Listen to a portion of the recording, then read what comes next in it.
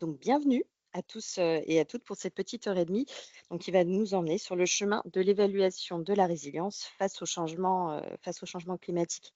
Alors juste un petit rappel, hein. Donc là, ce cycle de webinaire dont ce webinaire en fait est le dernier, est organisé donc par le programme Synergie Bio Non Bio. Donc c'est un programme inter-ITA donc qui s'intéresse, voilà, aux synergies entre les systèmes bio et non bio pour la production de références, de connaissances, la transposition, le transfert et l'appropriation entre les 2 modes de production.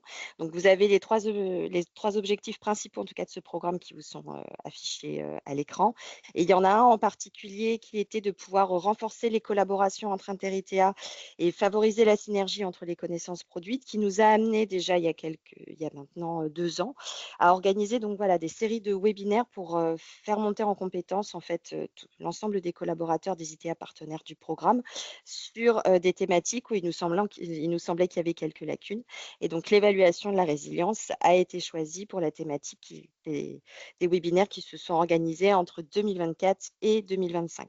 Donc le programme est, piloté par l'ACTA et par l'ITAB, et vous voyez il y a quand même une belle brochette, d'instituts techniques partenaires, voilà, dont les logos vous sont, affichés donc en bas de votre écran. Donc l'évaluation de la résilience, on est bien d'accord, ce n'est pas un sujet qui est, spécifique à Synergie Bio Non Bio. C'est aussi un sujet qui est au cœur donc d'un autre programme interinstitut, donc qui s'appelle Multiperf, et donc cette série de webinaires a été réfléchie, en tout cas voilà, en collaboration, entre les 2 programmes, et c'est pour ça qu'aujourd'hui, à ce titre-là, il vous est présenté, au titre des 2 programmes. Alors, qu'est-ce qui se cache derrière l'évaluation de la résilience des systèmes? Bah, c'est souvent la question, en tout cas, qui nous a animés au sein de Synergie Bio Non Bio quand on a commencé à s'attaquer au sujet. Bah, c'était, comment on fait? Voilà, parce que c'est pas déjà, ce ne sont pas forcément des notions qui sont partagées par tous les instituts techniques. Donc c'est pour ça que dans un premier temps, il a été important pour nous de pouvoir définir les concepts. Qu'est-ce que c'est que la résilience?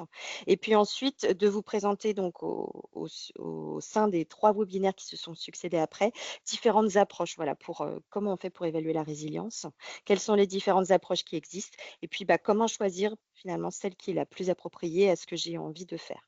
Et pour ça, donc on a proposé en fait de passer par la présentation de cas concrets. Donc c'est ce que vous allez voir encore, aujourd'hui, pour illustrer voilà comment mettre tout ça, en œuvre. Et on a choisi donc au sein de notre série de webinaires d'avoir un focus thématique qui est l'adaptation au changement climatique, puisque quand on s'est réunis en interne du projet pour savoir, bah, voilà, quand on dit évaluer la résilience des systèmes, c'est par rapport à quoi? L'adaptation au changement climatique est ressortie quand même comme, j'allais dire l'aléa long terme, numéro 1, pour l'ensemble finalement des filières, qui sont engagées dans Synergie Bio, Non Bio.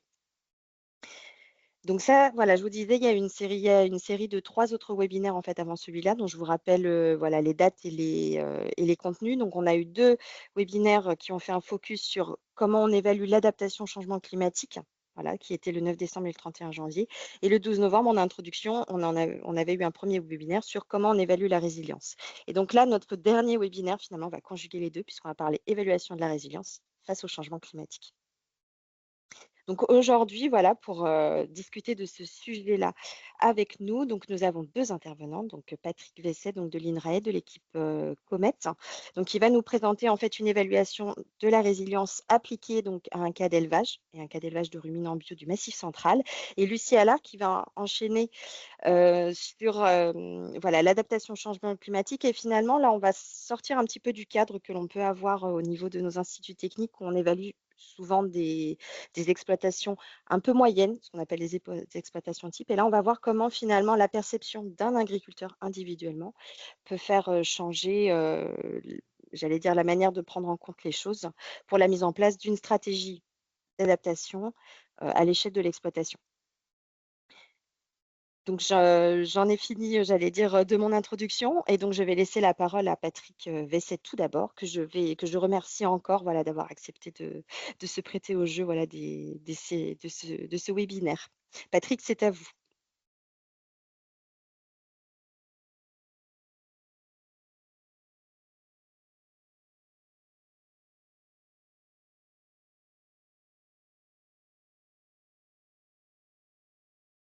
Alors vous avez votre micro coupé, Patrick, je le précise. Donc si vous essayez de parler, on ne vous entendra pas.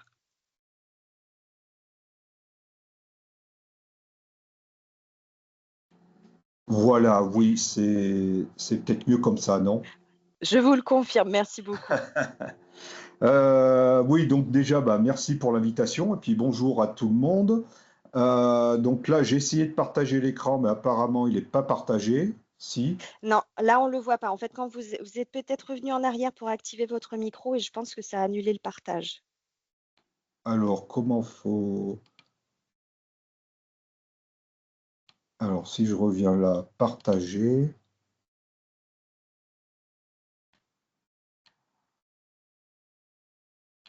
Ah,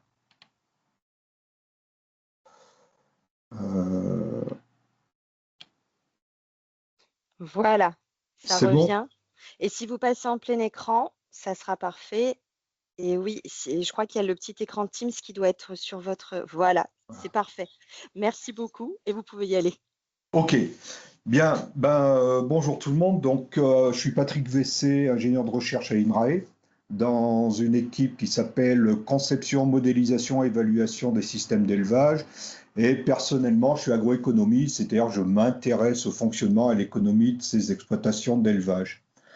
Le travail et les réflexions que je vais vous présenter là donc ont été réalisées dans le cadre du projet Bioréférence, hein. C'est un projet porté par le pôle bio Massif Central, hein, qui a pour objectif de produire des références pour les éleveurs bio, enfin pas que les éleveurs, mais l'ensemble de la profession des éleveurs bio du Massif Central. Donc un travail que j'ai conduit avec une étudiante, Célia Boivant. Donc le titre Résilience d'exploitation d'élevage de ruminants bio face au changement climatique. Bon, les éléments de contexte. Alors déjà, si on part des fonctions d'une exploitation agricole, en reprenant la définition juridique d'une exploitation agricole, des définitions qui se trouvent définies par l'INSEE. Une exploitation agricole est une entreprise qui met en œuvre des moyens de production pour assurer techniquement et économiquement une production agricole. Donc on voit que les fonctions de ces exploitations, c'est de produire des produits agricoles pour une alimentation correspondant aux normes sociétales, mais également d'assurer un revenu à la cellule de travail. Bon, cette exploitation, cette entreprise est soumise à divers risques, hein, sanitaires, économiques, sociaux, techniques et également climatiques. Et c'est à cela qu'on va s'intéresser. Alors, quand on parle d'aléas climatiques et de résilience, on se pose la question souvent quelles réactions, quelles adaptations face aux aléas climatiques. Donc la nature, l'intensité, la durée de ces réactions, pour quels résultats au final. Et donc pour étudier ça, on va s'intéresser, on va utiliser le concept de résilience. Bon, je définirai par la suite. Et la première question à se poser, c'est la résilience de quoi à quoi? Parce que la résilience seule, ça ne veut rien dire, hein, c'est la résilience d'un système à une perturbation. Donc déjà, il faut définir le concept de résilience et d'aléas climatiques.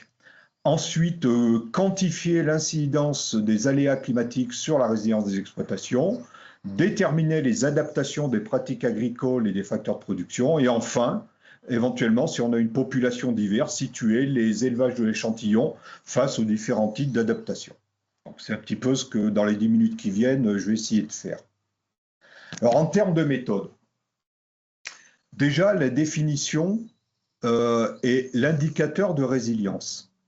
Alors la résilience, c'est un terme polysémique, hein. Je pense que si vous avez eu des webinaires à l'automne passé pour définir la résilience, il y a différentes définitions dans la littérature qui sont toutes acceptées, hein. Et nous, là, on est parti sur une définition qui est la capacité des systèmes à absorber des perturbations. Ah, j'ai une fenêtre qui s'ouvre. Euh, Pardon, capacité des systèmes à absorber les perturbations et à se réorganiser tout en subissant des changements de manière à continuer de remplir les mêmes fonctions.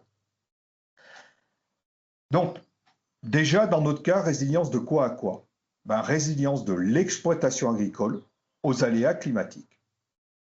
Et donc, comment on va mesurer cette résilience de l'exploitation agricole? Si on prend cette définition, la capacité à absorber des perturbations de manière à continuer à remplir les mêmes fonctions, eh ben, on va estimer que la résilience d'une exploitation sera mesurée par sa capacité à assurer une production agricole, hein, tout en créant un excédent de richesse pour être économiquement viable malgré la traversée d'une perturbation. Donc, quel indicateur je peux utiliser pour mesurer cette capacité de produire et de créer un excédent de richesse pour pouvoir se tirer un revenu? On a fait le choix d'utiliser l'indicateur, le solde intermédiaire de gestion, qui est la valeur ajoutée. La valeur ajoutée, c'est la richesse créée par une ferme ou une entreprise, quelle qu'elle soit, sur une année, sur un cycle de production. Alors cette valeur ajoutée, qu'est-ce qu'elle est? Comment elle se calcule? C'est le produit brut hors aide moins l'ensemble des consommations intermédiaires, c'est-à-dire les biens et services acquis auprès d'un tiers. Donc dans les consommations intermédiaires, nous avons bien évidemment toutes les charges opérationnelles de l'exploitation, mais également les autres biens et services acquis auprès d'un tiers, tels que le carburant, l'entretien mécanisation, etc. Et cette richesse créée sur l'exploitation doit servir à rémunérer le travail ainsi que le capital des bâtiments et des fonciers et matériels. Donc on voit que dans ce critère de valeur ajoutée, la production intervient, donc plus cette valeur ajoutée est élevée, ça peut être souvent dû à un produit brut hors aide relativement élevé, donc ça sécurise la production agricole. Et si cette valeur ajoutée est élevée, c'est un premier seuil, un premier solde qui permet d'assurer un revenu par les exploitants, vu que cette valeur ajoutée doit permettre de rémunérer le travail et le capital. Et bien évidemment, elle est hors aide, puisque les aides, c'est un transfert de valeur ajoutée, c'est un transfert de la société, de la richesse créée par la société vers les exploitations. Mais ce n'est pas une richesse créée par l'exploitation. Donc voilà pour l'indicateur de résilience que nous avons choisi et sa justification, valeur ajoutée. Maintenant, les indicateurs d'aléas climatiques. On va donc utiliser le concept d'indicateur agroclimatique. Donc à partir des données de Météo France, des données journalières de température, de pluviométrie, d'évapotranspiration, etc., on est capable de calculer un certain nombre de variables agroclimatiques, telles que par exemple pour les prairies, le nombre de jours favorables à la réalisation du foin, le nombre de jours favorables à l'ensilage d'herbe, l'état hydrique des prairies, donc en fin d'été-automne, mais aussi au printemps, enfin différentes périodes. Pour les cultures, les risques de gel à des stades et puis 1 cm, le risque d'échaudage. Donc ces différentes variables vont caractériser des risques pour les cultures, pour les prairies, des périodes favorables pour les récoltes. Et là, on a utilisé donc un certain nombre d'indicateurs qui sont définis par le projet sur le Massif central AP3C, sur l'adaptation au changement climatique. Alors, une fois qu'on a choisi nos indicateurs, sur quelle base on les a utilisés? Donc, dans ce travail-là, on a utilisé les données des fermes du réseau bioréférence. Donc là, on avait 36 fermes enquêtées sur l'ensemble du Massif central chaque année de 2014 à 2020. Donc, elles ont été enquêtées selon la méthodologie INOSIS réseau d'élevage et toutes les données techniques économiques se trouvent dans la base Diapason. Donc, on a sur ces 36 fermes, on a 12 exploitations bovins-lait, 11 exploitations bovins-viande, 9 ovins-lait, 4 ovins-viande, bien évidemment, tout en bio. Et également, elles sont toutes en bio depuis de longues années, au moins 5 ans avant la première année d'enquête, c'est-à-dire avant 2014. Et ensuite, sur le Massif central, nous avons eu accès aux données journalières de Météo France de l'ensemble des stations météo du Massif central. Et on avait les données journalières, donc du 1er janvier 2014 au 31/12/2020. Et donc, la première chose qu'on a faite, c'est d'appareiller chaque ferme à une station météo. Et vous voyez sur cette carte les différentes fermes avec les symboles bovin lait, ovin, bovin viande, etc. Et les petits points verts, eh ben, ce sont les stations météo qui ont été retenues pour les appareiller à une ferme.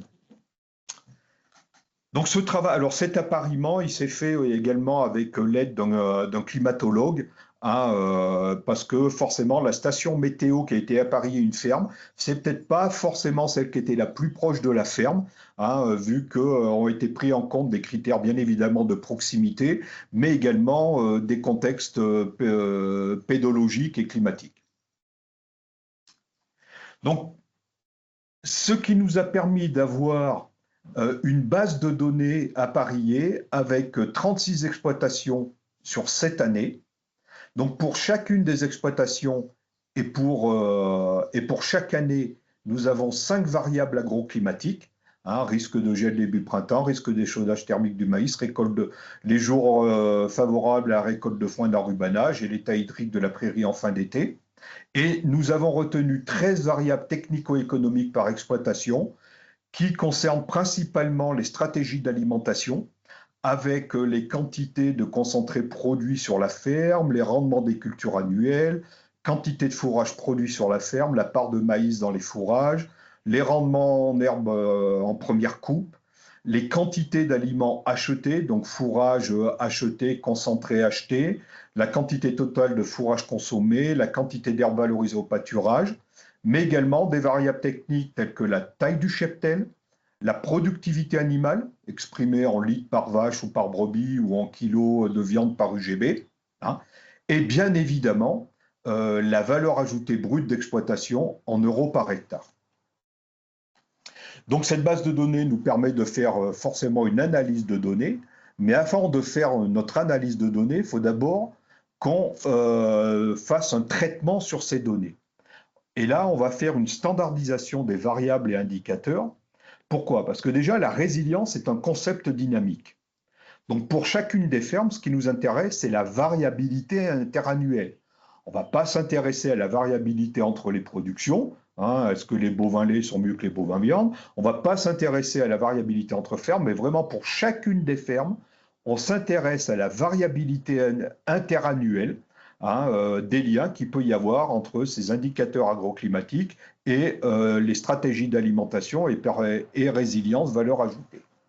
Donc la standardisation de chaque variable technique, économique, agroclimatique, spécifique à chaque ferme, elle s'est réalisée relativement à la moyenne sur 7 ans de cette variable pour cette ferme.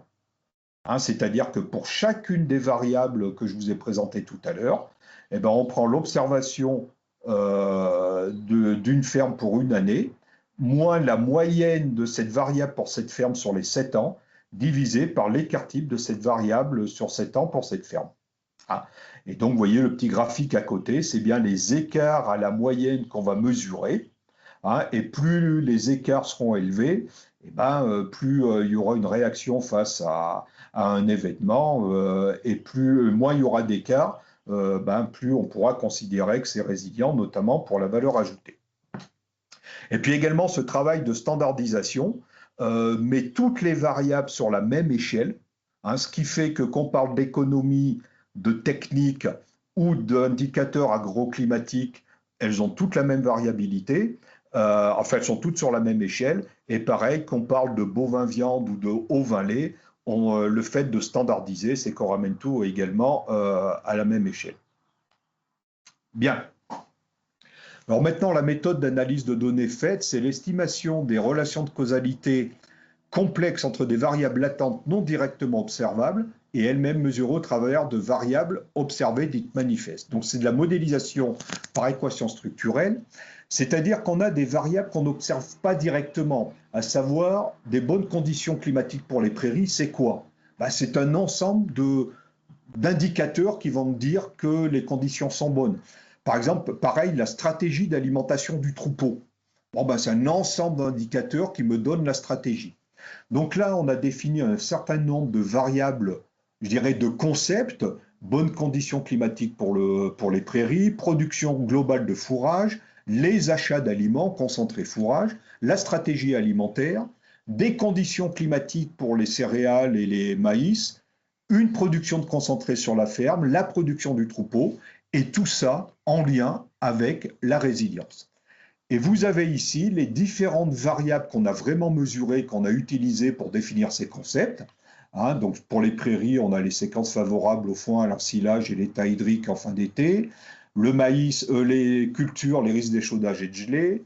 Les productions de fourrage, les quantités de fourrage produit total, les rendements première coupe, la part de maïs. Les céréales, aussi bien les céréales produits total que le rendement.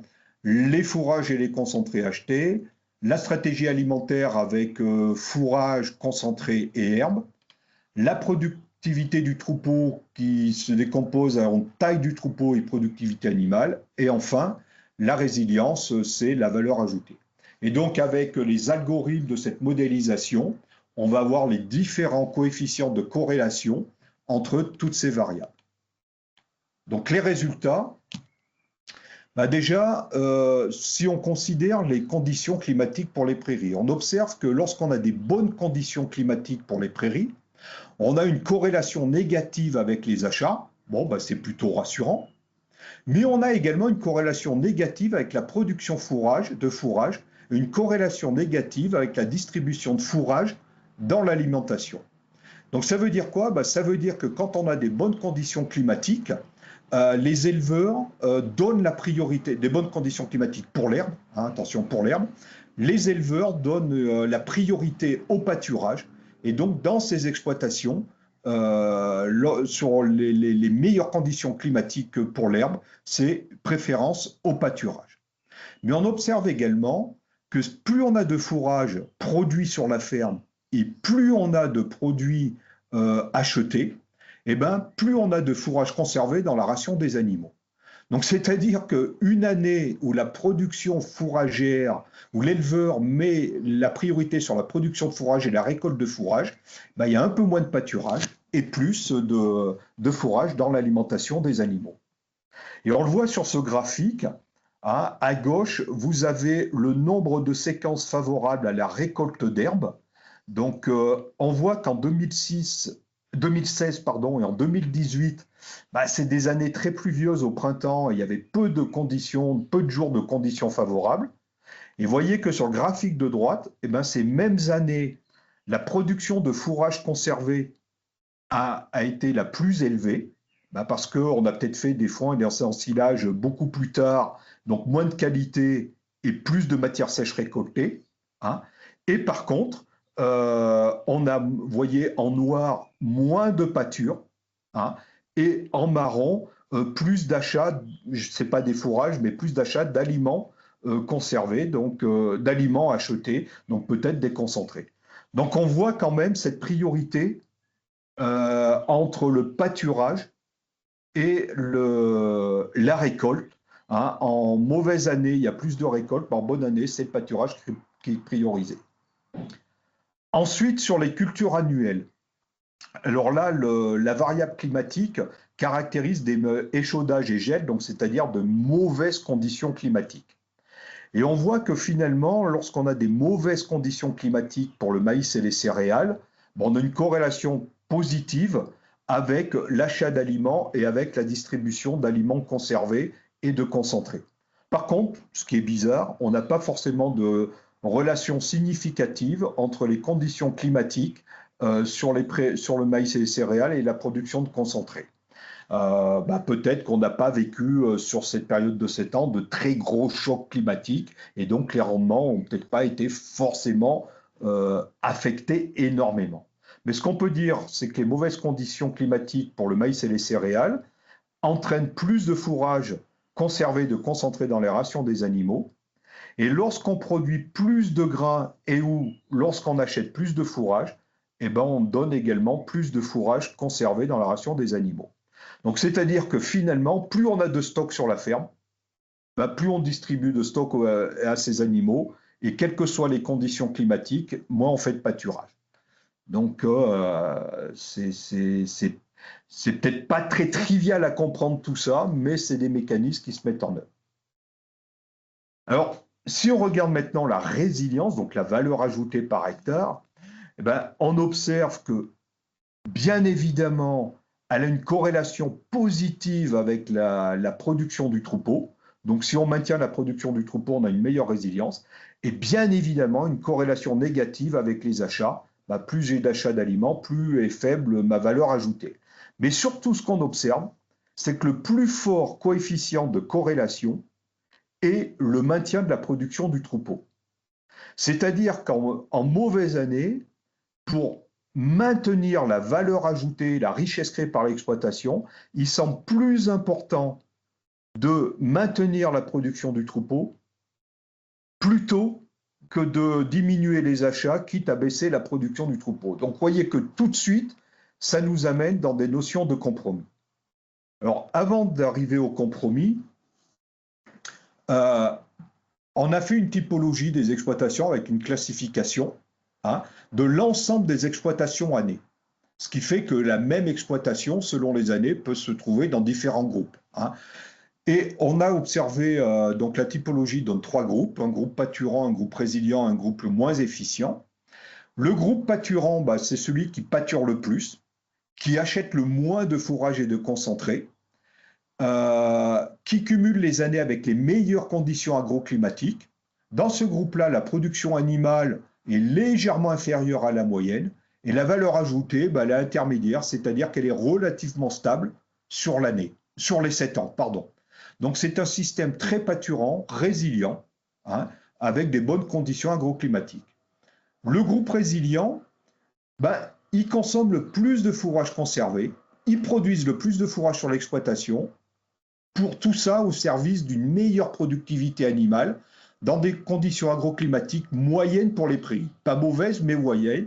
Et surtout, ben, on voit qu'on a la meilleure valeur ajoutée. Donc c'est un système très résilient qui augmente la richesse produite, hein, et qui maîtrise la productivité animale en jonglant avec des achats.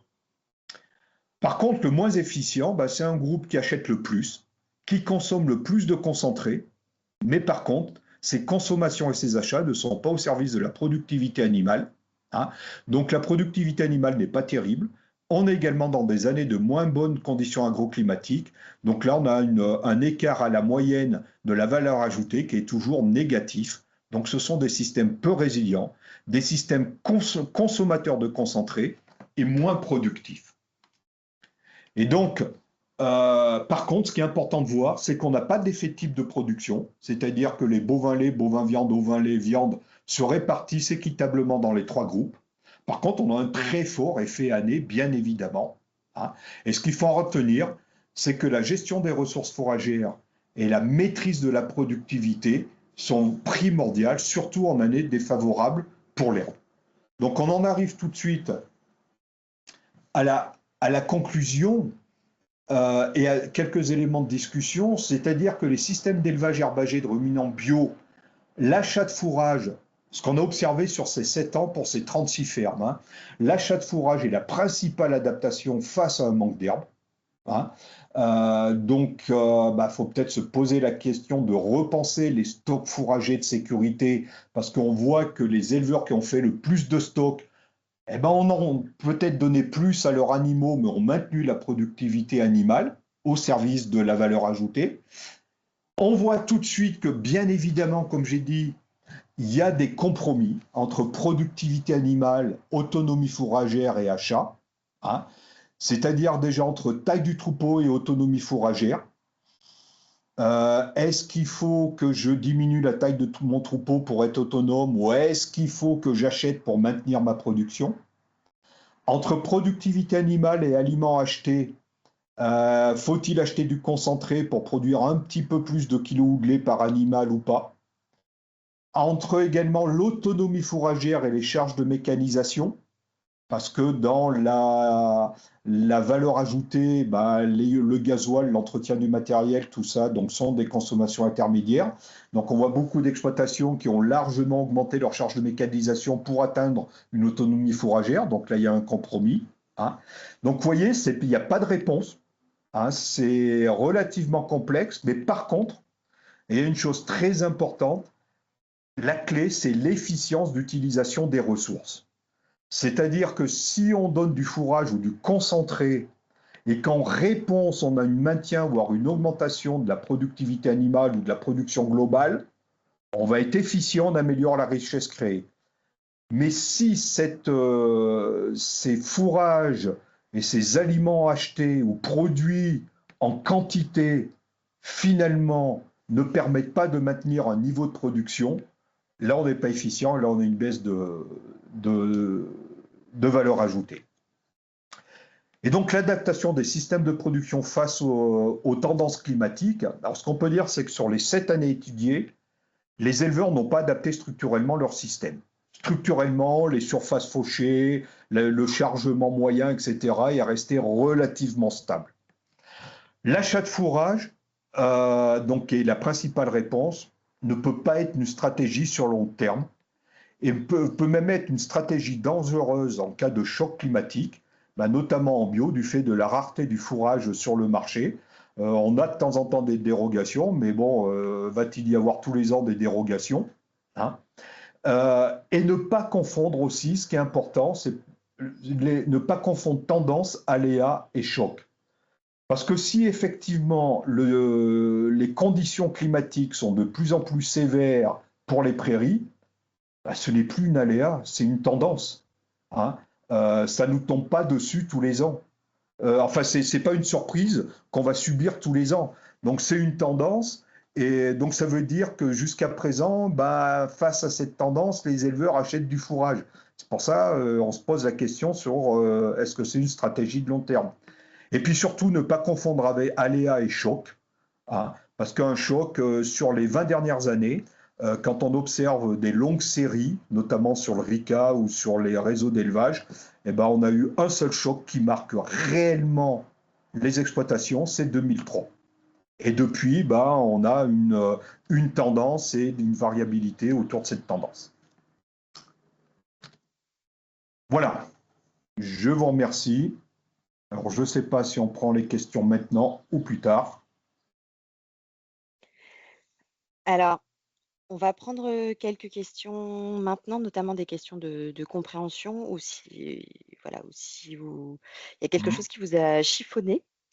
Donc voilà, n'hésitez pas à vous poser les questions directement en ouvrant votre micro. C'est vrai que je ne l'ai pas précisé au départ, mais vous n'êtes pas obligé de repasser par le chat, en tout cas maintenant. Je n'ai pas vu de questions dans la partie questions-réponses.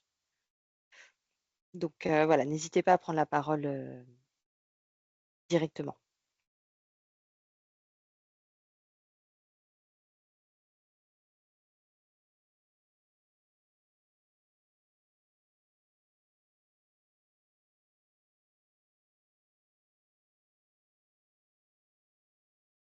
Ah, il y a quelqu'un qui voudrait parler, Ah, mais les micros sont verrouillés. Alors, rouillé. pardon, Ouais.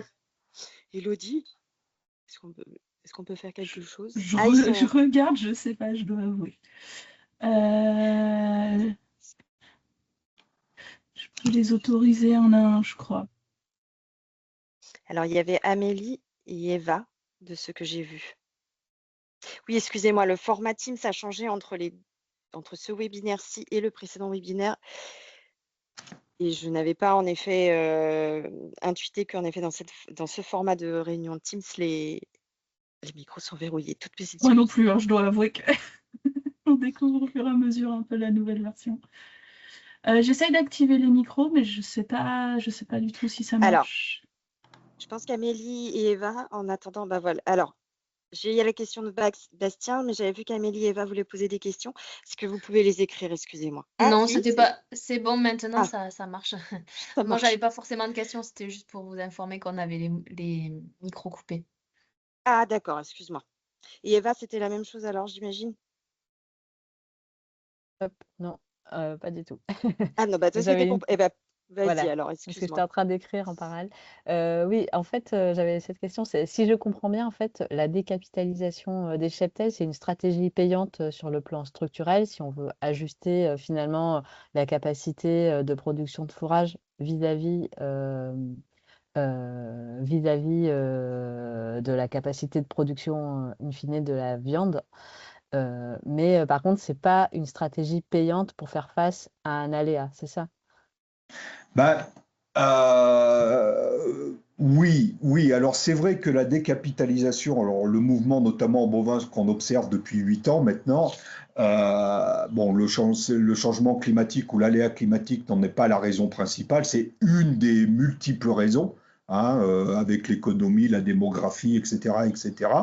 Mais il est bien évident que si face, alors non pas aux aléas, mais au changement climatique, on a une réduction de la production fourragère ou de la production de la biomasse végétale globalement, physiquement, à un moment donné, il faudra se poser la question effectivement du chargement et de la taille des troupeaux relativement à la surface agricole, quoi.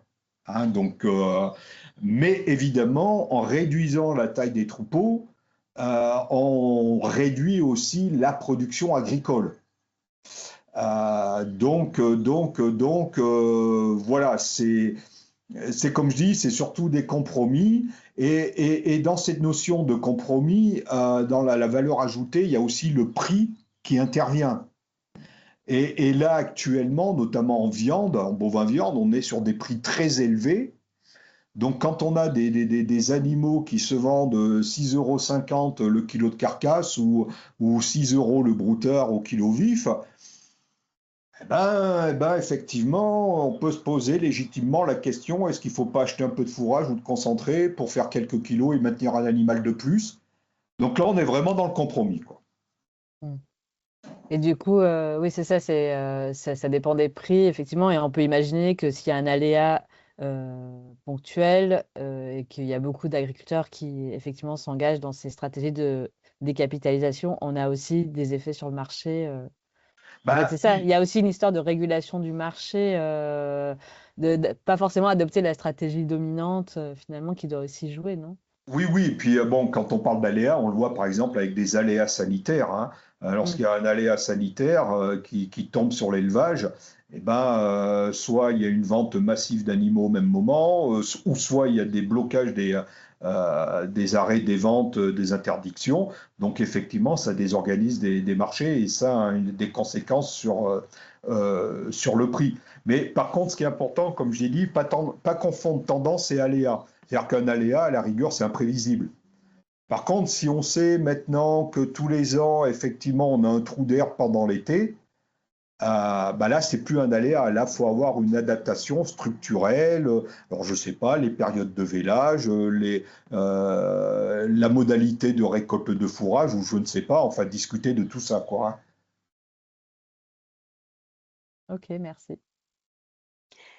Merci beaucoup. Alors, Bastien, si ton micro fonctionne, je t'invite à poser ta question que tu as très scolairement passée par écrit. Mais voilà. Oui, bonjour.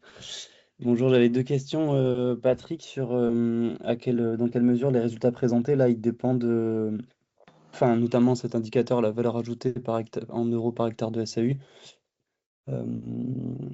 Ces résultats dépendent des variations sur le coût des intrants, notamment l'énergie et les achats d'aliments. Est-ce qu'on aurait les mêmes évaluations de compromis dans un autre contexte économique? Et après, j'avais une autre question qui est plutôt, est-ce que ces équations-là développées peuvent servir des travaux de simulation avec, par exemple, cette histoire de choc 2023 répété sur plusieurs années? Voilà, est-ce que ce qui a été construit dans le cadre de ce projet-là, il pourrait être mobilisé par de la simulation? Alors, sur la deuxième question, déjà, oui, les indicateurs qu'on a mobilisés, le fait d'apparier une base de données technico-économique et climatique, effectivement, ensuite, on peut faire des projections, des simulations, hein. Par contre, la modélisation par équation structurelle, donc là, c'est vraiment les algorithmes ils tournent vraiment sur la base de données qui sont définies, donc c'est très très dur, on ne peut pas les orienter sur d'autres bases de données, quoi, hein. Mais par contre, créer cette base de données, apparier, ça me semble très intéressant, notamment lorsqu'on parle d'adaptation aux aléas climatiques, au changement climatique. Pour chaque exploitation, je pense qu'il est très bien d'avoir au-delà, en plus des variables technico-économiques, des variables climatiques. Alors ensuite, pour la première question, la valeur ajoutée sensible au prix, ben oui, bien évidemment, hein, vu que le produit, c'est le volume multiplié par le prix, et les consommations intermédiaires, c'est aussi les volumes multipliés par les prix. Donc si, je dirais, à volume identique, on a des prix qui évoluent, la valeur ajoutée évolue également. Donc si on voulait vraiment faire un traitement, je dirais, technique, zootechnique, de cette résilience-là, avec cet indicateur de valeur ajoutée, il faudrait déflater tous les prix des produits et tous les prix des intrants de leur indice des prix respectifs, IPAP et IPAMPA. Et comme ça, on aurait une évolution liée uniquement aux variations de volume annuel. Donc ça, effectivement, on ne l'a pas fait parce que sur le temps court, on n'a pas trop les moyens de le faire, mais c'est quelque chose qui est tout à fait possible à faire, hein. Et d'autant plus dans le cadre du projet Bioréférence, il y a un observatoire des prix où tous les ans, donc des ingénieurs de chambre essayent de relever auprès des différentes coopératives ou fournisseurs d'agrofourniture les prix des principaux intrants bio. Parce que bon, l'énergie, on peut prendre l'IPAMPA de l'INSEE, hein, que ce soit bio, quand il n'y a pas de bio, il n'y a pas de conventionnel, c'est le prix du gasoil. Par contre, l'aliment acheté, ben, l'IPAMPA qu'on trouve publié par l'INSEE, il n'est pas applicable au bio. Donc, et pour le moment, on n'a pas d'indice spécifique au bio. Donc, dans Bioréférence, on fait ça, quoi. Et ça, c'est très intéressant, ouais. Distinguer l'effet prix de l'effet volume. Merci. On va prendre la dernière question de Yannick Carrel, et puis ensuite, on va laisser la parole à Lucie pour pouvoir tenir le temps. Et si on a du temps, on pourra poser les dernières questions à la fin, il n'y a pas de souci. Vas-y, Yannick. Oui, bonjour. Merci Patrick pour la présentation. Est-ce que vous avez mené ou vous allez mener le même genre d'études sur du conventionnel pour voir si les types de réponses sont identiques ou différents? Ouais, alors, ce type d'étude, bon, cette étude-là, exactement la même, on ne l'a pas menée sur conventionnel. Par contre, j'avais mené une étude notamment sur les bovins laitants et sur les bovins laits, de l'évolution de la productivité des exploitations au cours du temps, hein. Donc pas forcément en lien avec des aléas climatiques, hein, mais juste voir les différentes composantes de la valeur ajoutée, comment elles évoluent. Et je l'avais fait en parallèle aussi avec les bio quelques années après, sans lien avec la production, sans lien avec le changement climatique. Bah, on observe que chez les bio, chez les conventionnels, on a à peu près les mêmes tendances, c'est-à-dire qu'au cours des années, il y a deux postes qui pèsent de plus en plus lourd techniquement et économiquement dans les exploitations. C'est l'achat d'aliments, donc tout aliment, hein, fourrage et concentré. Chez les bio, c'est plutôt du fourrage, chez les conventionnels, plutôt du concentré. L'achat d'aliments et la mécanisation.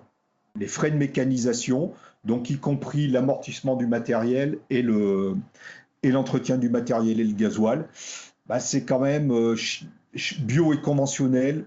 Dans les deux cas, sur le Massif central, on a quand même une forte augmentation année après année.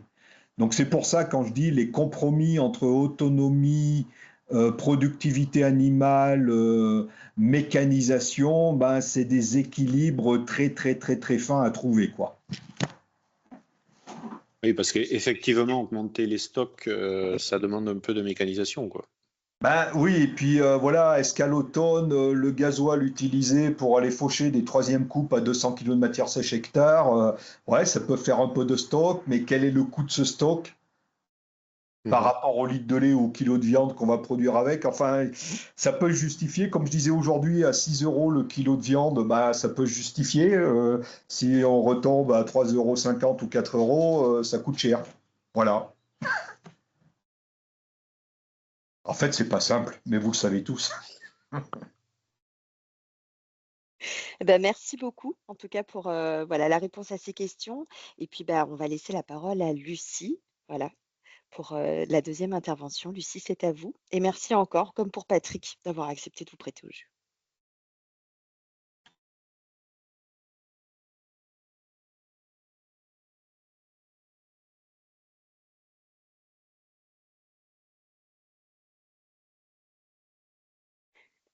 On voit bien votre écran, mais je crois que vous avez encore votre micro coupé.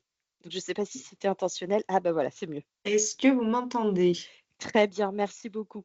Super, merci beaucoup. Alors, donc, je vais vous présenter un travail qu'on a fait sur la perception des agriculteurs des prairies permanentes et leur niveau d'intention de s'adapter au changement climatique et comment les deux se conjuguent et jouent ensemble sur le choix de stratégies de résilience donc face au changement climatique. Donc c'est un projet qu'on a réalisé donc, au sein de l'UMR Herbivore en partenariat avec l'Université de Wageningen aux Pays-Bas et de l'unité mixte de recherche sur les écosystèmes prairiaux. Alors, c'est bon.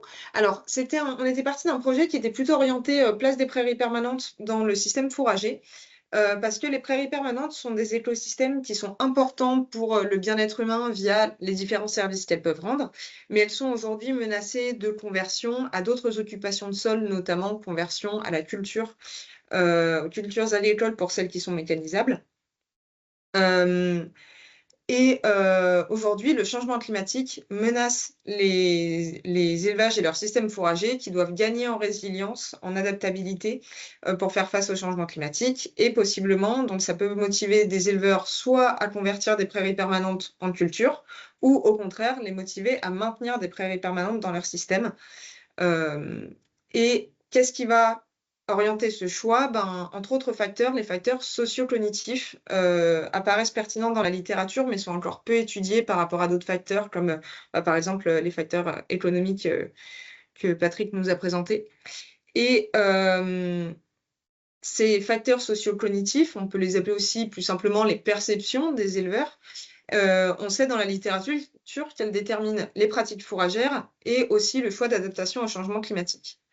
Alors, l'hypothèse qu'on a faite, c'est que le contexte géographique de l'exploitation, ça va par le climat et par le contexte biologique, les différents types de prairies qui sont présents, ça va influencer l'éleveur sur son niveau d'intention de s'adapter, son niveau de motivation, et sur sa perception de l'outil du système fourrager que sont les prairies permanentes, et que les deux ensemble vont déterminer son choix de stratégie d'adaptation. Donc, on a mené 15 entretiens semi-dirigés chez des éleveurs bovins laits du Massif central entre novembre 2021 et mars 2022. Et on a mené une analyse qualitative des perceptions de ces éleveurs du changement climatique, de leurs prairies permanentes et de la biodiversité présente sur ces prairies, et enfin de la stratégie d'adaptation au changement climatique. Donc, on a défini le contexte géographique de ces exploitations selon un gradient de latitude et d'altitude. Et pour déterminer le niveau d'intention de s'adapter, la perception des prairies permanentes et la stratégie d'adaptation, on a transcrit les entretiens qui étaient enregistrés et mené une analyse de texte. Donc, on a utilisé différents, ce qu'on appelle des cadres d'analyse. Pour l'intention de s'adapter, on a utilisé un modèle utilisé en psychologie sur l'adaptation privée proactive au changement climatique et on a mesuré les différents facteurs de cette intention. Ensuite, pour déterminer la perception des prairies permanentes, on a utilisé un modèle adapté d'un modèle existant que je vous présenterai juste après. Et la stratégie d'adaptation, on les a identifiés selon les différents leviers d'adaptation mentionnés par les éleveurs et quels sont les leviers envisagés par ces mêmes éleveurs. Donc, les contextes géographiques que l'on a trouvés selon l'altitude et la latitude. Alors, vu qu'on est dans le Massif central, on a coupé notre gradient d'altitude en deux au niveau de 800 mètres, parce que dans le Massif central, c'est la limite entre le climat collinéen, plus chaud, et montagnard, plus froid. Donc, au-dessus de 800 mètres, il fait plus froid en termes de température moyenne à l'année, et en dessous de 800 mètres, il fait plus chaud. Et pour la latitude, il n'y a pas de latitude déterminée dans le Massif central qui couperait un peu la zone en deux. Donc, on a utilisé la latitude moyenne des communes, des sièges d'exploitation, des fermes de l'échantillon. Et pour ceux qui connaissent un peu le Massif central, au sud, on On se rapproche du climat méditerranéen avec des sécheresses plus fréquentes et plus sévères, là où au nord du Massif central, on se retrouve avec des sécheresses moins fréquentes et peu sévères. On s'est retrouvé donc avec 3 groupes d'éleveurs. Un groupe en montagne sud, où le climat est à la fois froid et exposé aux sécheresses. Le climat collinéen sud, qui cumule un climat plus chaud et exposé à des sécheresses plus fortes et plus sévères. Et enfin, un groupe de 6 éleveurs situés au nord du Massif central, à différentes altitudes, donc différentes températures annuelles moyennes, mais avec un climat peu exposé aux sécheresses. Pour définir le niveau de motivation à s'adapter, donc on a utilisé différentes catégories. On a caractérisé les entretiens selon différents éléments de discours. Alors d'abord, on a caractérisé les éleveurs en termes d'expérience du risque, ce que les éleveurs définissaient comme les aléas précédents qu'ils ont connus, le niveau de sévérité qu'ils décrivaient. Est-ce que pour eux c'était des aléas très sévères, des aléas peu sévères, fréquents, pas fréquents, lesquels? Ensuite, comment les éleveurs nous considéraient le risque lié au changement climatique pour leur exploitation? Est-ce qu'ils considèrent que ça représente un risque important? Est-ce que pour eux, c'est pas si important que ça pour l'avenir de l'exploitation? Ensuite, la perception, comment les éleveurs percevaient leur propre capacité à s'adapter, c'est-à-dire est-ce qu'ils citaient beaucoup de leviers différents qu'ils avaient envie de mettre en place? Est-ce qu'ils disaient au contraire qu'ils étaient complètement ligotés, qu'ils pouvaient absolument rien faire? Et on a aussi caractérisé les entretiens en fonction du niveau d'intérêt pour l'adaptation. Est-ce que c'est quelque chose qui intéresse l'éleveur ou au contraire que l'éleveur considère que c'est pas pour lui, que ça ne rentre pas dans son travail? Et on a caractérisé les exploitations. Enfin, est-ce qu'on est face à un éleveur qui ne souhaite pas s'adapter ou qui au contraire est motivé plus ou moins, etc. Donc, ce cadre conceptuel, il fonctionne de la sorte. Plus un éleveur a une expérience du risque importante, il a connu des aléas, plus il va considérer le risque lié au changement climatique comme important pour lui. S'il perçoit différents moyens de s'adapter, qu'il sent qu'il peut le faire, forcément, ça va motiver son intérêt à s'adapter, puisque ça paraît réalisable. Et si à la fois l'éleveur considère le risque lié au changement climatique important, mais voit aussi des opportunités pour s'adapter, ça va le motiver à mettre en place des adaptations, là où au contraire, si ces deux facteurs sont faibles, il va au contraire plutôt tendre à un refus de s'adapter ou un désintérêt. Donc pour chacune de ces boîtes bleues, on a caractérisé chaque entretien selon différentes catégories, puis avec un outil statistique, on a réalisé des groupes qui nous ont défini le niveau d'intention de s'adapter et pourquoi. Ensuite, pour caractériser la perception des prairies permanentes et de leur biodiversité, on a utilisé un cadre qui, en gros, le Nature Future Framework, qui nous permet de mettre des mots sur pourquoi on valorise un objet de biodiversité, donc ici la prairie permanente. Pourquoi les éleveurs valorisent ou non les prairies permanentes. Donc il y a 3 types de valeurs qui sont définies. Tout d'abord, la valeur intrinsèque, qui est ici, qui est, on va accorder de la valeur à une prairie permanente parce que elle héberge de la biodiversité. Pourquoi cette biodiversité apparaît importante à l'éleveur? Ça, c'est pas forcément décrit, c'est simplement, c'est là, c'est important, il n'y a pas forcément de raison très définie derrière. Ensuite, il y a la valeur relationnelle. Ça va être un éleveur qui va possiblement valoriser les prairies permanentes pour ce qu'elle apporte en termes de relations humaines. Je vous donne un exemple, un éleveur qui fait de la vente à la ferme et le fait d'avoir des prairies permanentes lui permet de mettre en avant le rôle de l'élevage dans le maintien des paysages et de la biodiversité. Donc, ça permet de jouer un rôle dans la relation au consommateur qui vient sur la ferme. Et enfin, la relation qui est la plus facile à comprendre, c'est la relation instrumentale, c'est-à-dire l'éleveur qui va valoriser les prairies permanentes parce qu'elles rendent des services et des bénéfices dont il bénéficie, comme par exemple un éleveur qui va considérer que les prairies permanentes sont un bon outil parce que le foin fourni est de bonne qualité, par exemple.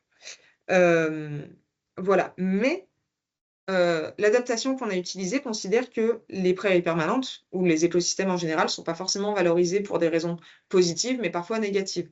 Pour reprendre l'exemple de la valeur instrumentale, ça peut être un éleveur qui va dire « Non, non, je ne considère pas du tout la prairie permanente comme un outil pertinent parce que ça produit, les rendements fourragers ne me paraissent pas suffisants. » Par exemple. Et enfin, pour décrire les stratégies d'adaptation, donc un seul éleveur peut mentionner plusieurs leviers d'adaptation. Et nous, pour définir les stratégies, on a repéré un ensemble de leviers mentionnés par les mêmes éleveurs qui distinguent ces éleveurs du reste de l'échantillon. Alors, maintenant, en termes de résultats, on a trouvé plusieurs groupes de différents niveaux d'intention de s'adapter. Le premier groupe, c'est des éleveurs qui considèrent que leur système est adapté. Pour eux, le risque lié au changement climatique existe, mais leur système fourrager est prêt. Les adaptations sont déjà mises en place et elles leur donnent confiance pour faire face aux aléas futurs.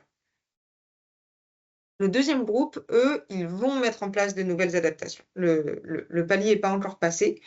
Pour eux, le risque lié au changement climatique est important pour l'exploitation, mais il voit aussi une importante capacité à s'adapter. Ils sont capables de citer différents leviers qu'ils veulent mettre en place et ils sont certains de les mettre en place dans le futur.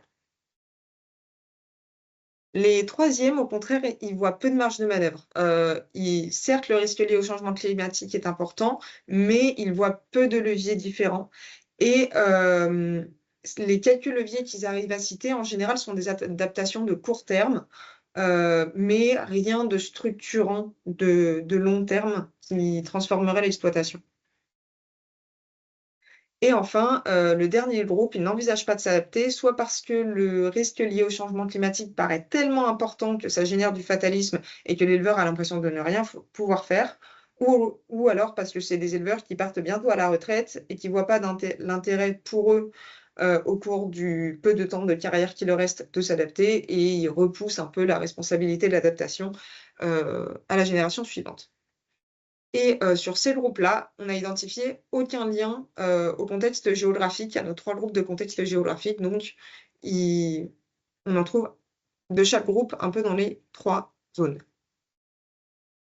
Alors, maintenant, en ce qui concerne la perception des prairies permanentes et de leur biodiversité, on a un premier groupe qui, globalement, perçoit les prairies permanentes positivement selon les 3 types de valeurs qu'on a identifiées. Donc, qu'elles soient intrinsèques, parce que les éleveurs considèrent important de garder des habitats de faune et de flore sur l'exploitation, sans forcément détailler pourquoi. Des valeurs instrumentales positives, donc on garde les prairies permanentes parce que ça permet d'avoir une bonne qualité nutritionnelle du fourrage, et des valeurs relationnelles. L'éleveur qui en citait nous parlait de prairies permanentes comme faisant partie de l'identité de l'exploitation. Voilà, donc une vision globalement très positive et pour plusieurs raisons chez ces 4 éleveurs. Ensuite, il y a les éleveurs qui ont une vision positive, mais uniquement pour des raisons instrumentales. Ensuite, des éleveurs qui ont une vision globalement positive, mais un peu ambivalente. On commence à avoir une vision négative, par exemple avec des prairies permanentes étant vues comme fournissant du fourrage de qualité, mais peu abondant. Ensuite, il y a ceux qui commencent à avoir une vision négative des prairies permanentes. Ils sont capables de citer des valeurs instrumentales négatives, mais surtout la prairie permanente, c'est moins de rendement que de la prairie temporaire, une plus faible résilience, des sols compacts. Là, vraiment, la vision est négative. Et enfin, on a 2 éleveurs qui ne mentionnent pas les prairies permanentes de tout l'entretien. Alors, en termes de stratégie d'adaptation, chez nos 15 éleveurs laitiers, on a trouvé 4 stratégies différentes.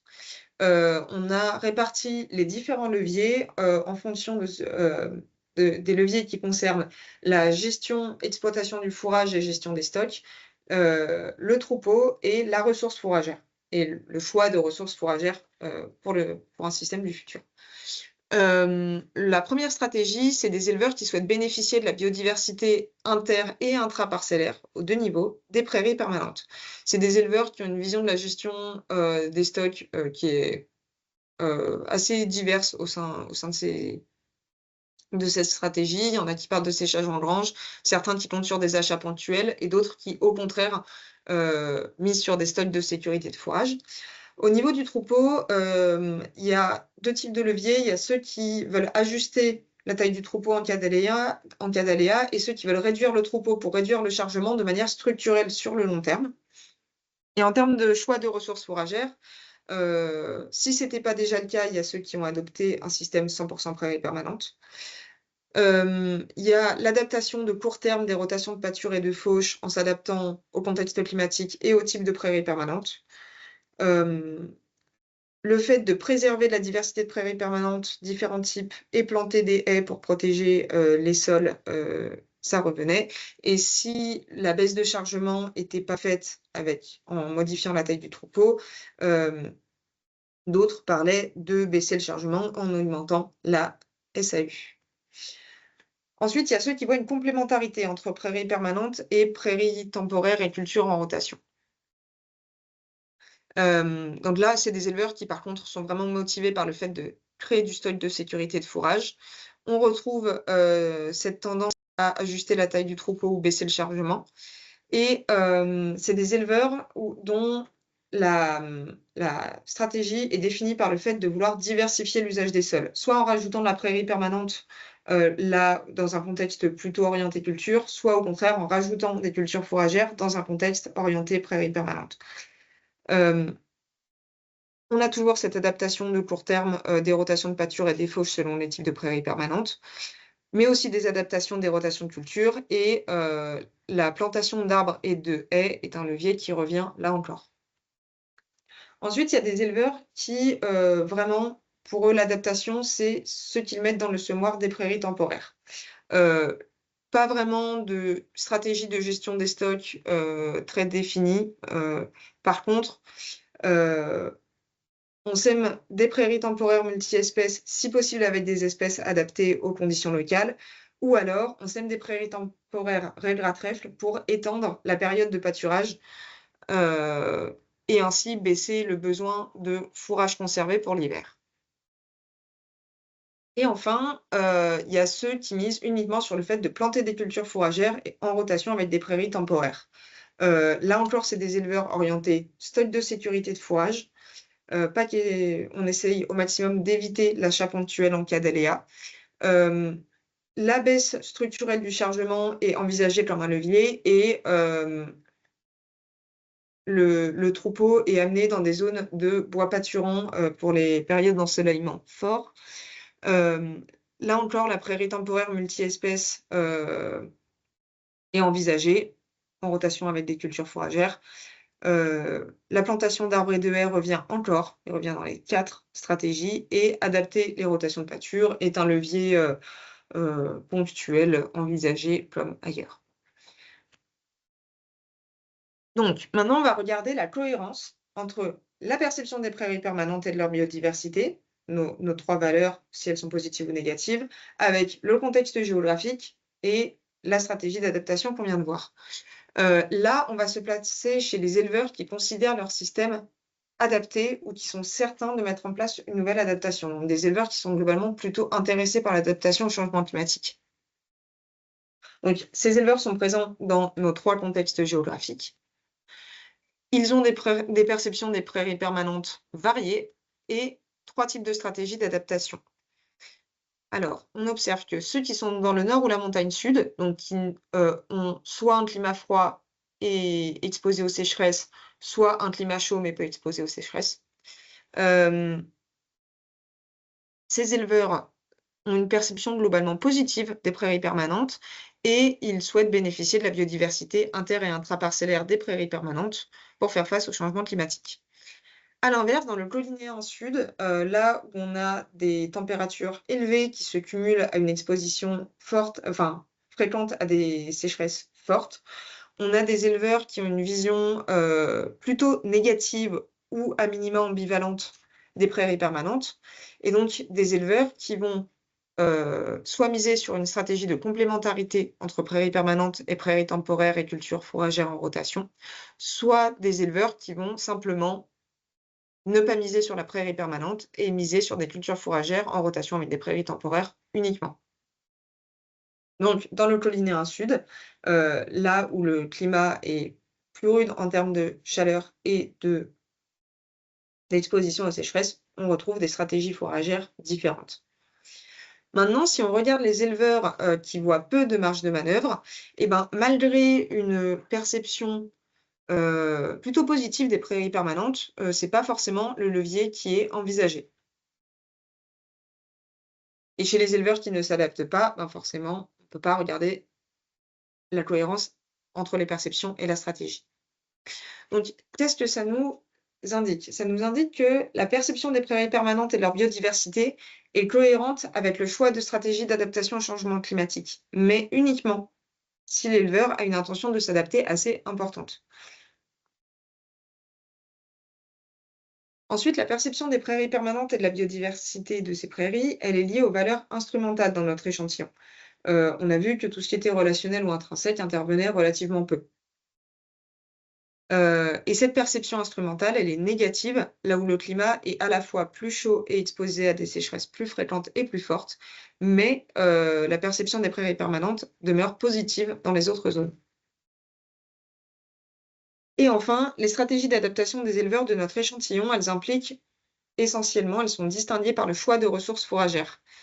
Que ça soit de la prairie permanente ou de la culture fourragère en rotation avec des prairies temporaires, ce qui implique une possible conversion de prairies permanentes. Merci de votre attention.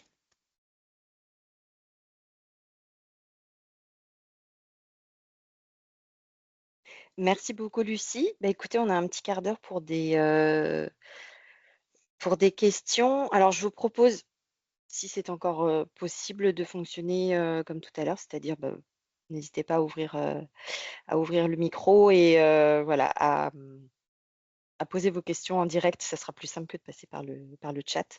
Donc, eh ben, écoute, Caroline, vas-y, je te laisse ouvrir le bal. Oui, bonjour. Merci beaucoup pour cette présentation très intéressante.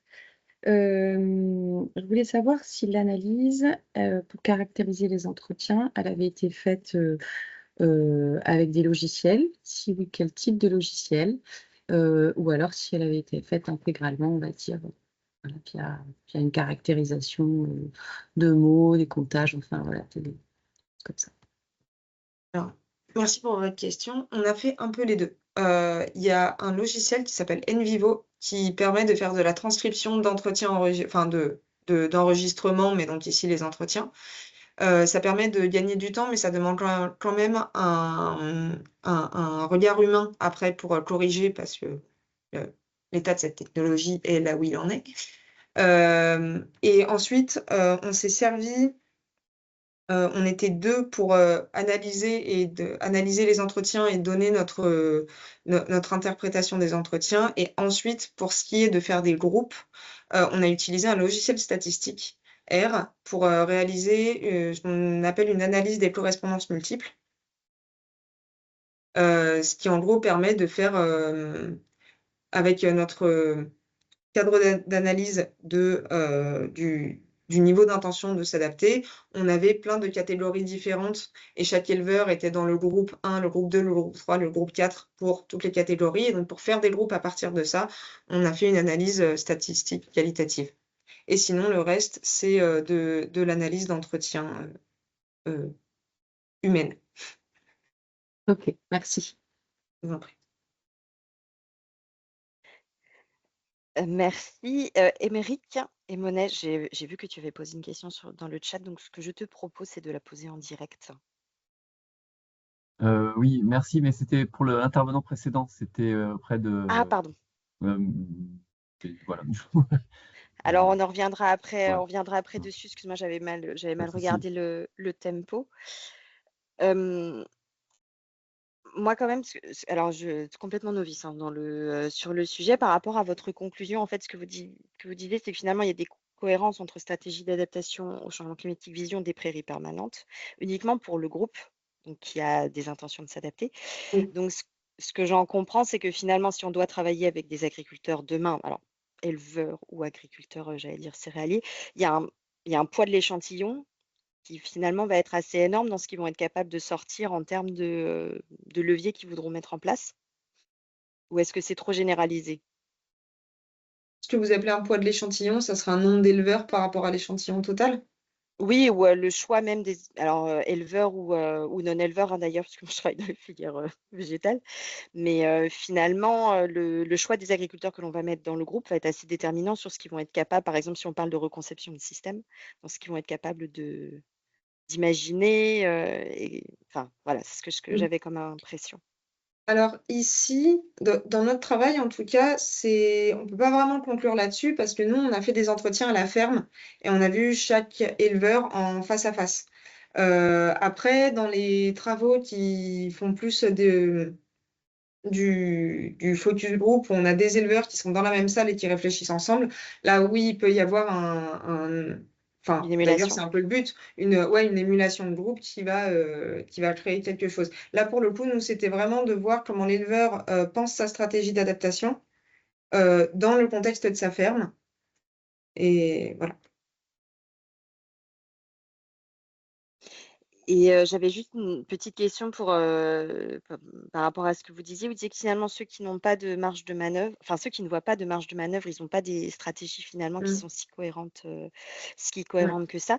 Quand vous dites, enfin eux, ils se voient pas avec des marges de manœuvre, j'allais dire objectivement, est-ce que par rapport au groupe qui avait une intention de s'adapter, ils avaient vraiment beaucoup plus de freins? Ou alors c'était, j'allais dire, comme vous disiez au départ, vraiment les facteurs socio-cognitifs qui jouaient Mmh. selon vous? Je sais pas s'ils en avaient objectivement plus, mais ils en parlaient beaucoup plus en tout cas. D'accord. Ils mentionnaient beaucoup les freins tels que, le temps de travail alloué à l'administratif, par exemple. Ça, c'était quelque chose, qui était assez présent chez ces 2 éleveurs. Hem Et il y avait aussi, si on reste sur les freins vraiment du système fourrager, à la fois la prairie permanente, c'est quelque chose qui pour eux était résilient, qui permettait de faire plein de choses parce que quand on a différents types de prairies permanentes, on peut les exploiter, les faire pâturer dans différentes conditions, si on a une année plutôt humide, si on a une année plutôt sèche. Et donc pour eux, c'était très bien de jouer là-dessus, mais à côté de ça, la prairie permanente, c'était pas vraiment un outil qu'on peut utiliser, c'était vraiment quelque chose qui est là et auquel on ne touche pas. Là où pour d'autres éleveurs, il y avait plus cette dimension de, je vais aller planter des arbres à côté, j'ai du bois pâturé, je vais aller le faire pâturer quand l'ensoleillement est trop fort et que ça pèse sur les animaux. Il y avait Voilà, c'est chez ces éleveurs qui voyaient peu de marge de manœuvre, en fait, la prairie permanente était quelque chose auquel on ne touche pas vraiment et j'allais quelque part avec ça. J'avais un élément en plus. Heu Oui, et pour le coup, ils ont l'impression de pouvoir agir là où ils peuvent choisir les espèces qui sont dedans. D'où le fait que malgré que ce soit des exploitations qui ont beaucoup plus de prairies permanentes que de prairies temporaires, ils ficellent leur adaptation sur ces, quelques pourcents de la SAU en prairies temporaires parce que c'est là qu'ils peuvent, vraiment, jouer sur ce qu'il y a dans le semoir et déterminer, ces surfaces-là. D'accord, ouais, donc c'est vraiment une manière de penser, très différente. Bah, Oui. merci beaucoup. Alors il y a une question de Caroline à nouveau et ensuite une question d'Eva, donc Caroline, à toi. Merci. C'était juste pour savoir si, ce qui est ressorti en termes de représentation et donc de stratégie, finalement en fonction du contexte géographique, Mmh. c'était alors vous l'avez pas présenté au départ, hein, mais est-ce que c'était ce que vous supposiez déjà, dans vos hypothèses ou pas du tout? Enfin, est-ce que ouais, ça répond finalement aux normes un petit peu, qu'il y a, en termes de représentation sur chacun des territoires? Alors, c'est vrai que on n'a pas quantifié la représentation parce que sur 15 éleveurs, on s'est dit que ça aurait pas beaucoup de sens, au niveau statistique. Mais par contre, c'est vrai qu'on s'est retrouvé avec, des choses un peu attendues dans le sens où, le fait d'avoir des éleveurs, dans l'Aveyron ou Sud Cantal qui misent un peu plus sur des cultures fourragères, c'est quelque chose qui est pas nouveau. Il se trouve Mmh. que ces éleveurs considèrent que c'est, la meilleure voie à prendre pour l'adaptation au changement climatique. Et de même que dans le nord du Massif central, dans le Puy-de-Dôme, où, il y a, des AOP qui misent énormément sur la prairie permanente, le fait que ces éleveurs en AOP, bah, forcément aillent, miser sur cet outil-là, c'est aussi attendu. Par contre, ce qui est intéressant, je trouve, c'est de voir les arguments qui sont mis derrière et les raisons, donc instrumentales ou agronomiques, hein, tout simplement, qui sont mises derrière. Mmh. Et là-dedans, du coup, est-ce que vous avez pu toucher un petit peu du doigt le poids justement de la norme sociale qu'il y a sur le territoire pour chacun, ou pas forcément? Alors, de la norme sociale, ça, je peux pas dire qu'on l'a vérifié parce que là, on a vraiment fait des entretiens, comme je disais tout à l'heure, avec chaque éleveur séparément dans sa ferme. Et pour le coup, on n'est pas allé voir des collectifs d'éleveurs, des collectifs d'acteurs avec possiblement des conseillers ou des CUMA, enfin, on n'est pas allé voir du côté des collectifs, ce qui permettrait du coup de voir ce poids un peu de normes sociales. D'accord, mais dans les entretiens, vous n'avez pas abordé quelles sont finalement leurs sources de conseils, enfin voilà, un petit peu comment ils définissent leur stratégie. Ah, si, Voilà, c'est pas venu dans tous les entretiens, ok. mais notamment donc chez certains éleveurs, le fait d'avoir des opportunités proposées par des organismes de conseil, que ce soit les chambres ou d'autres, ça pouvait fournir des leviers, je pense, auxquels ils n'auraient pas forcément pensé. Ou enfin auxquels ils auraient pu penser, mais si l'opportunité est pas là pour la saisir, forcément c'est plus compliqué. Je reviens donc un exemple, c'est on parlait des éleveurs qui misaient sur la composition des prairies temporaires.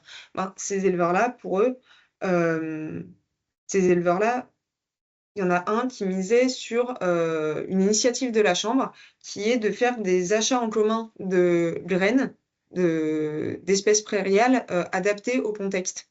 Et donc, pour le coup, ça facilite le fait de pouvoir créer son propre mélange, d'acheter aussi des semences à moins cher, ce qui compte aussi. Et pour le coup, ça devenait quelque chose, un levier auquel on aurait pu penser, mais qui devient accessible. Mm. Et voilà. Ouais. Merci.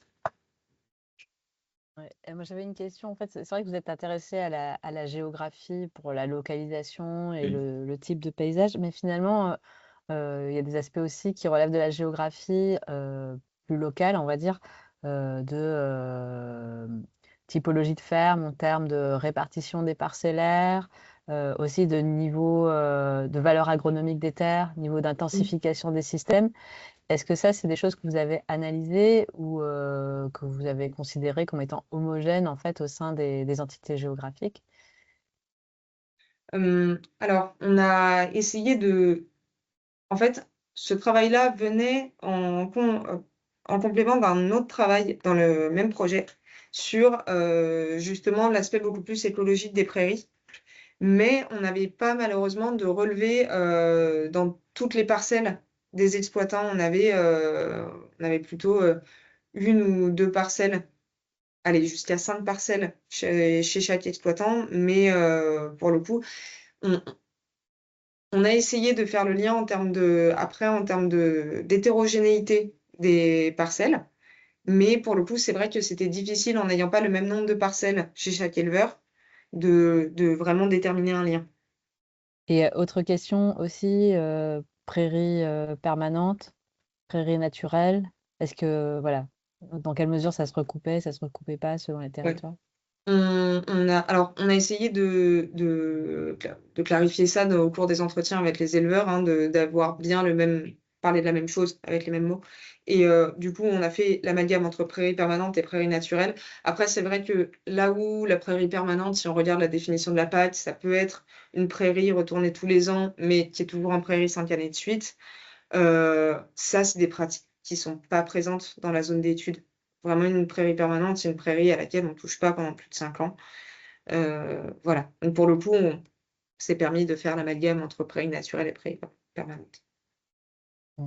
Oui, parce que du coup, on n'a pas les mêmes, j'imagine, les mêmes fonctions écosystémiques. Enfin, on n'a pas forcément les mêmes populations d'espèces végétales présentes, etc. Ou même les fonctions enfin, en termes de santé, des choses Mm. comme ça qui n'ont pas trop été abordées, mais j'imagine qu'il y a des conséquences aussi.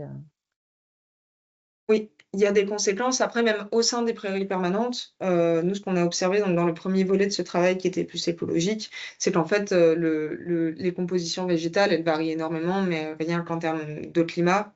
On avait une base de données de prairies permanentes qui était représentative de la zone massive centrale. Et en fait, que ça soit en fonction du climat, en fonction du niveau de fertilisation, on se retrouve avec comment dire, des communautés végétales complètement différentes et qui rendent des services de manière complètement différente. Ok, merci.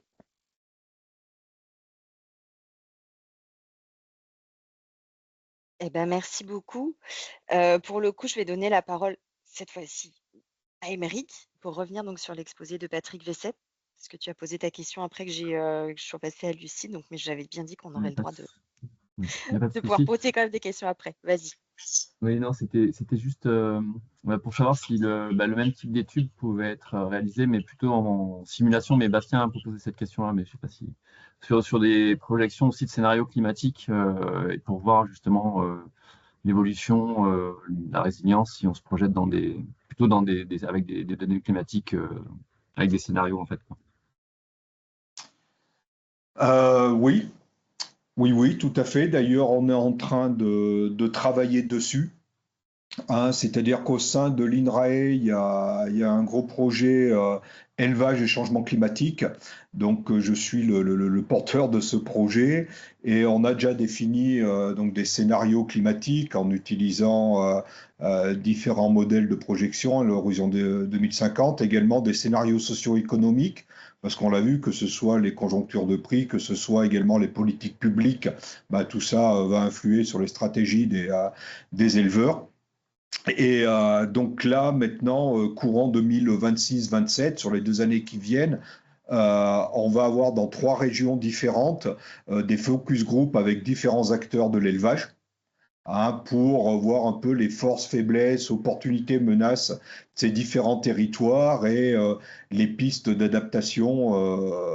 adaptation et atténuation. Parce que également, ce qui est très important pour l'élevage, notamment l'élevage de ruminants, hein, qui est un très fort contributeur aux émissions de gaz à effet de serre, bah, c'est toujours de travailler sur l'adaptation et l'atténuation, hein, de ces émissions.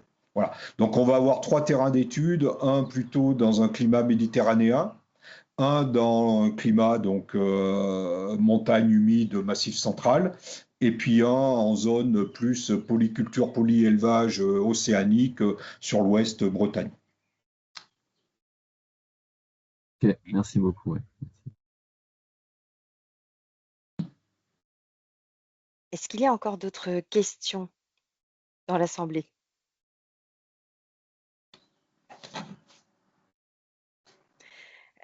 Alors, de toute façon, on est bientôt arrivé au terme de ce webinaire. Moi, j'aurais quand même une petite question qui me trotte dans la tête, voilà, faisant suite aux résultats que vous avez présentés, Lucie.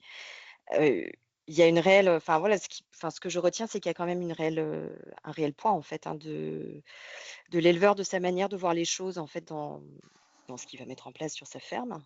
Donc on a vraiment une importance, j'allais dire, dans le futur de prendre en compte ces indicateurs socio-cognitifs comme vous les appelez dans les études.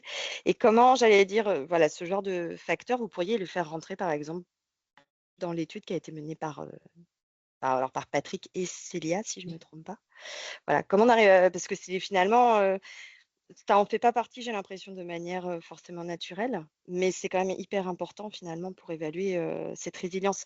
Ça me fait penser à à une autre exposé qu'on avait eu dans le premier webinaire, où en fait, quand on a interrogé des éleveurs pour dire, bah voilà, qu'est-ce qu'il faut pour que vous soyez là dans 20 ans, les seuls facteurs qui ont été, enfin, les seuls leviers qui ont été cités, c'était des leviers sociaux, pas des leviers techniques. Je ne sais pas si Ah je ouais, suis très claire. d'accord. Oui. Le bien-être animal, l'évolution du revenu et une meilleure relation avec la société. Et c'était à l'échelle européenne. Voilà. D'accord. Qu'est-ce qu'il faudrait après? Ben, comme on l'a fait dans notre étude, on a défini un peu des manières de voir l'outil prairie permanente, mais on aurait pu faire la même chose pour la culture fourragère. Nous, notre objet, c'était la prairie permanente, mais après, voilà, ça peut s'adapter. Comment cet outil est perçu et le niveau d'intention à s'adapter. Après, ça, si vraiment en termes d'analyse, je ne sais pas ce que tu en penses, Patrick, mais est-ce que dans tes équations structurelles, c'est possible d'intégrer Voilà. Merci. des variables qualitatives comme ça qui pourraient rentrer un peu comme dans un 3e volet de l'analyse que tu avais fait avec Célia? Oui. C'est-à-dire en variable, ce qu'on appelle les variables latentes non directement mesurables, effectivement, on pourrait mettre une perception qualitative. Mhm. Par contre, pour construire cette variable, il faut des indicateurs mesurés. D'accord. Voilà. Mais ça peut être fait sur un entretien en codant les réponses oui, non, enfin, je sais pas. Voilà, mais ça peut être envisageable, ouais, de mixer ça avec du qualitatif. Oui, parce que là, de toute façon, il serait pas qualitatif, ça paraît plus facile que du quantitatif. D'accord. Bah, merci beaucoup. Il est 11h30, donc je vous propose voilà, de clore ce webinaire. Une dernière petite chose, j'allais dire, avant de nous quitter. Juste pour vous dire, en fait, qu'il y a à la suite de cette voilà, série sur la résilience, il y a une nouvelle série en fait de webinaires Culture Synergie Bio qui va cette fois-ci s'intéresser au travail. Donc on est un peu plus proche, j'allais dire, des facteurs socio-cognitifs dont on parlait, et qui aura lieu voilà, de septembre jusqu'à novembre 2025. Donc je vous propose voilà, de bien faire attention à votre boîte mail parce que nous, on communique en fait au niveau des instituts techniques, au niveau de la boîte mail, c'est un relais qui est fait au sein de chaque institut technique par le chargé de com. Donc, vous avez des petits mails comme celui que vous avez reçu la dernière fois. Donc voilà, ça devrait arriver, j'allais dire, courant juillet avec un rappel en septembre. Ça, c'était pour la prochaine série de webinaires. Pour celle-ci, je vous remercie beaucoup, Patrick voilà, et Lucie, d'avoir accepté de participer à ce dernier webinaire qui donne un petit peu plus j'allais dire, de hauteur par rapport, j'allais dire, au webinaire précédent qui était très focalisé sur les outils d'adaptation au changement climatique. Donc, merci de vous être prêté au jeu et merci pour voilà, d'avoir accepté de répondre à nos questions ensuite à la suite de vos interventions. Et merci à tous pour votre attention et toutes les questions que vous avez posées. Et donc, je vais vous souhaiter une bonne continuation à tous et toutes et un petit peu en avance à bon appétit. Voilà. Eh ben, merci. Merci. Merci à vous et à votre écoute Merci. bienveillante. Merci pour l'invitation. Au revoir.